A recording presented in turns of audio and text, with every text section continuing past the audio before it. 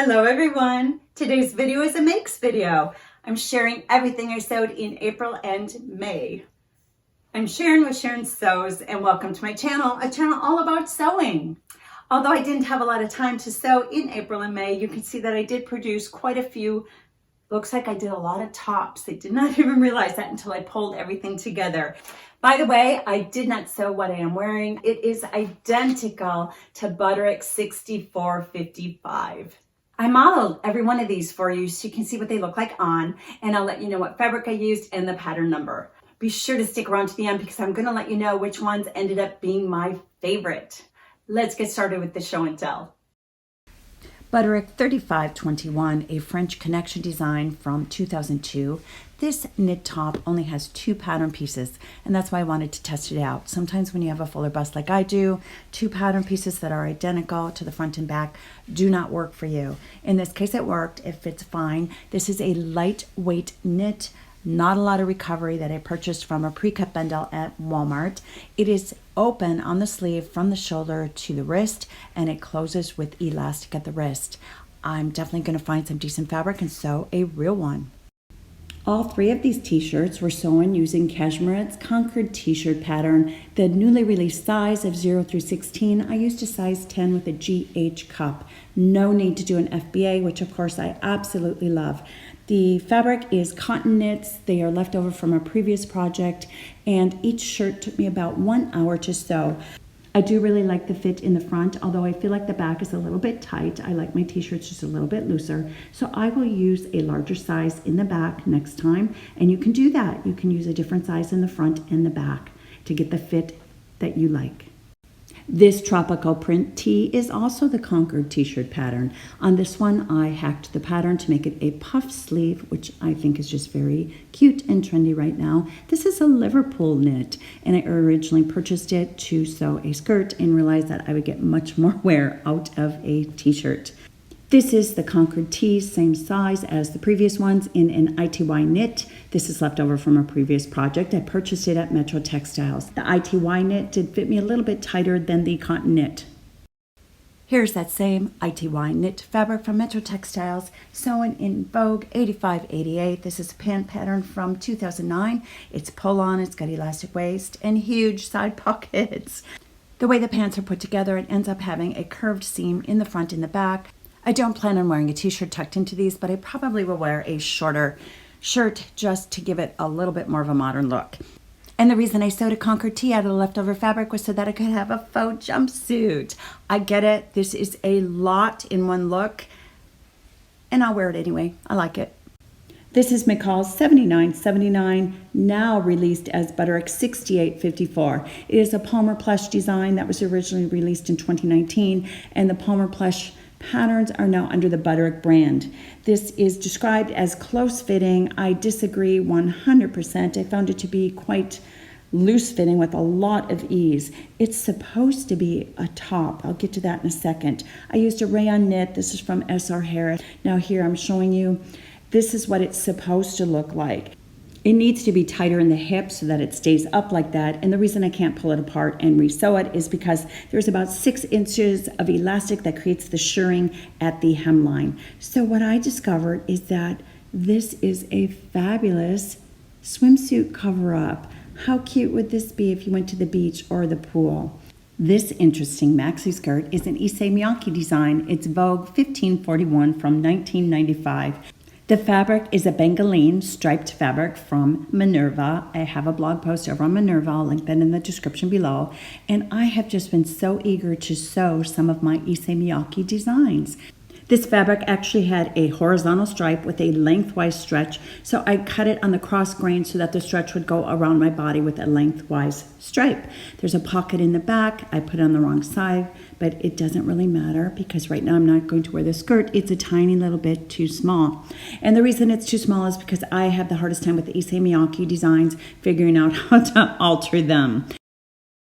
Here we have the 70s leisure suit jacket that I sewed for my son. I talked about this in a previous Friday Sews video. I will link that above for you. This is sewn from Simplicity 9123. The copyright on the pattern is 1970, and I found the fabric online on eBay because you can find everything on eBay, and it is actually from the 70s. As you can see, my son was goofing off and having quite a bit of fun with his new leisure suit jacket, and he's saying, I don't know what to do, I'm not a model. I thought he did a really good job. I started out trying to match the plaids and then realized that, number one, I wouldn't have enough fabric if I wanted to make him matching pants. Number two, some of the pattern pieces weren't going to match up, so it really didn't matter. Some of the designs we're seeing this season are reminiscent of the 70s and the 80s, which is very typical with fashion, of course. And that is the case with this blouse. This is McCall's 7106. The pattern is from 1980. It's a buttoned blouse with a V neckline with lace cap sleeves and lace insert at the neckline. It's a pretty deep V too. I did do a full bust adjustment on this one, and once it was done, I realized that my white fabric isn't as white as I thought it was. But that's okay. This really was just a test garment. I wanted to check the fit on it. The fabric was a very lightweight, I believe it's a voile or a lawn, and it was from Fabric Mart Fabrics in a mystery bundle. And the lace is just lace that I had in my stash from years ago. And the buttons were in my stash. I don't know where they came from, but they are from Grant's. Does anyone remember Grant's? This pattern is a made-for-you pattern, and it has multi-cup sizes. Unlike today where you get a separate pattern piece for your B cup, C cup, D cup, etc. This particular pattern only has one front piece. It have different dart sizes for the different cup sizes. You have to actually cut this apart along the line and lengthen it yourself, and you are compensating that additional length that you need when you do a full bust adjustment. Honestly, I really like it a lot better when they have the different pattern pieces already done for me. Here we have McCall's 8180, a simple button front shirt, a little bit shorter length with a great big collar and flounce on the sleeves. Now I purchased the pattern because I saw a designer version online that I wanted to sew, but I wanted to test the fit of this pattern first. The pattern description did not include if it was loose fitting, semi-fitted, fitted, etc. So I looked at the finished garment measurements, and there was about a 3-inch difference of ease from the bust measurement to the finished top measurement. The fabric I used to test this pattern is a mini yellow and white stripe. It's a cotton, and I think it's like a chambray. I do not remember where I got it. I'll need to do a larger full bust adjustment before I make my designer-inspired version. This is a Marci Tilton design from Vogue Patterns. It's Vogue 9112, and it was released in 2015. I do believe it is still in the catalog. I sewed one when the pattern was first released back in 2015 out of a linen. Loved the dress, wear it quite often in the summer, figured it was time for another one. This time I used a fabulous print cotton poplin from Minerva. I do have a blog post over on Minerva. I will link that in the description below if you want to read more about it. And to highlight the unusual seaming on this, I added piping. When I sewed the dress back in 2015, I had done a full bust adjustment, so I went ahead and cut this out exactly as I had cut it out previously, and I did not take into account the different fabrics that I used. My linen fabric has more give to it than this cotton poplin does, so it is a little bit tight in the bust. As you can see, this dress is a little bit shorter, and for your reference, I am 5 feet 5 inches tall. This top is Vogue 1701, and I used fabric that I did not care about because I am just testing the fit on this one. Now, I did do a full bust adjustment. I added about 1 inch and rotated it to the neckline gathers. And I do that because I want to keep the design element of the top, even though it is loose fitting. By the way, leave it in the comments below if you want me to start showing you in short videos how I do these full bust adjustments. This has a zipper in the back. I did not need to use the zipper. I could get this on and off over my head just fine. Both the collar and the cuff on this blouse are bias cut. That could be really fun to play with if you have a plaid or a stripe, and it is really oversized. I would call this more of a tunic. I think I'm going to shorten it to about my hip bone. I would probably wear it when it's about this length.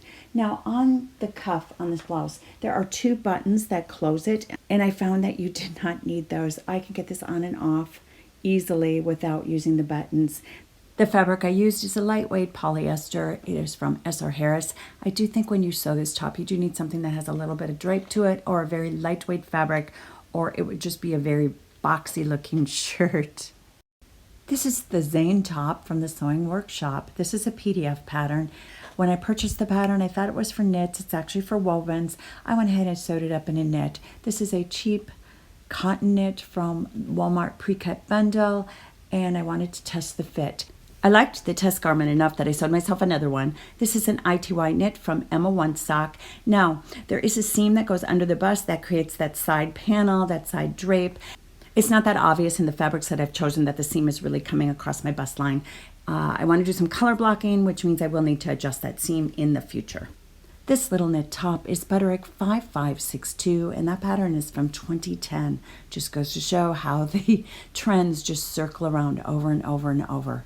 The fabric is a lightweight rayon knit without a lot of recovery, and it is from, I believe, Hobby Lobby about a year ago, and it's just a really simple little tee. Now, I will say I do like the fit of the Concord tee better. This one I had to make some adjustments to, because if you do have this pattern, keep in mind that it does run rather large. Now that you have seen all of them, I would love to hear which one is your favorite. Leave it in the comments below for me. And as promised, my favorite, based on how often I pull it out and wear it, is this. This was a cheap Walmart knit. I didn't expect it to be wearable. I probably wear it once a week. Definitely my favorite. And every time I put it on, my husband says, "That looks so weird, that hemline. It looks like you ripped part of your t-shirt off." Thank you for being here and watching the video. Thumbs up if you enjoyed the video, found it inspirational, or you just want to help my channel. I really appreciate it. Subscribe if you haven't subscribed yet. And I hope you have a blessed day, and I'll see you in the next video. Happy sewing. Not have a lot of sewing time in April and May. There goes the dog barking. I'm gonna have to refilm this.